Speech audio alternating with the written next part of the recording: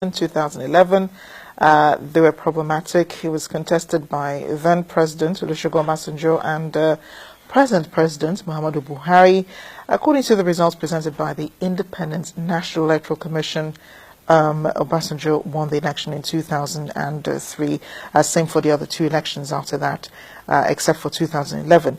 Yet in your book, you refer to Muhammadu Buhari as the presidential candidate who probably won the most votes in each of the three elections, and that he was defeated by his opponents' rigging efforts. How did you arrive at that?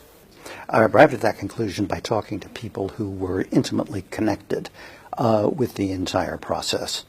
That included both individuals, but also NGOs that are foreign-based and NGOs that were Nigeria-based. And I think the rigging took place not so much at the actual polling places, but rather where the results of the polling places were brought together. Was this information from the INEC, perhaps? INEC, my contact with INEC tended to be entirely at the official level. I was ambassador then. That meant what INEC told me was essentially their talking points.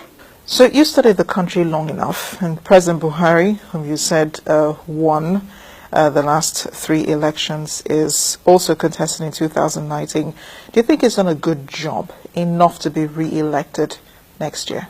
For every incumbent, there is the issue of enormous challenges.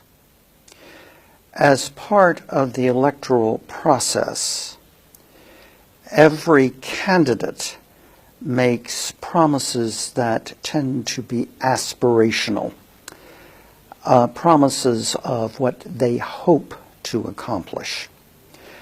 One need only look at President Barack Obama or President Donald Trump in the United States to see exactly the same phenomenon.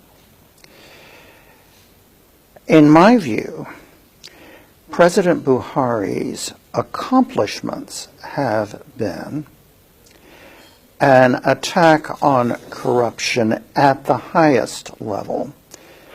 Corruption is structural in Nigeria, which means it's going to take a long time before the culture of corruption can be eliminated. What President